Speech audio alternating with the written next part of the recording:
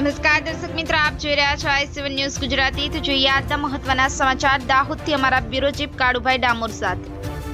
દાહોદ જિલ્લામાં સંજેલી તાલુકાના મુખ્ય મથક પર ઠેર ઠેર ગંદકીનું સામ્રાજ્ય।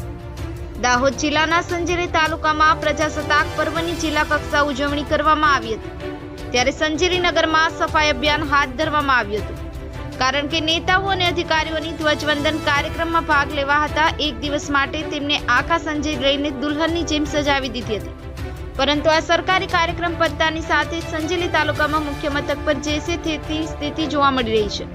ઠેર ઠેર ગંદકીનું સામ્રાજ્ય। બસ સ્ટેન્ડ જેવા વિસ્તારમાં તો કચરાના ઢગલે ને ઢગલા જોવા મળે છે। એક જાગૃત નાગરિક દ્વારા જાણવા મળેલ છે કે ગામની બહાર કચરા ડમ્પિંગ એરિયા ફાળવવામાં આવ્યો છે, તેમ છતાં ટ્રાન્સપોર્ટ સુવિધાનો ખર્ચ સંજેલી પંચાયતને વધી જતો હોય એટલા માટે બસ સ્ટેન્ડ વિસ્તારની આસપાસ કચરો ખાલી કરી દેવામાં આવે એવું જાણવા મળેલ છે। એક બાજુ ભારત સરકાર સ્વચ્છ ભારતના ગાના ગાતા હોય છે, ત્યારે સંજેલી જેવા શહેરોના તેના ધજાગરા ઉડાડતા હોય છે। નાગરિકોની વારંવાર રજૂઆત છતાં પણ ઊંઘતા તંત્રના પેટનું પાણી પણ હલતું નથી।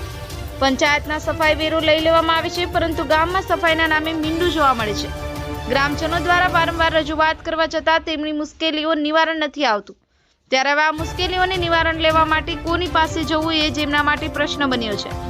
પ્રજાસત્તાક પર્વની ઉજવણી કરવાની હતી, ત્યારે ગામમાંથી કચરાનો નિકાલ કરી દેવામાં આવ્યો હતો, પરંતુ હવે તો સ્થિતિ પહેલા જેવી જ બની ચૂકી છે। Bureau report i7 news Gujarati, Dahod.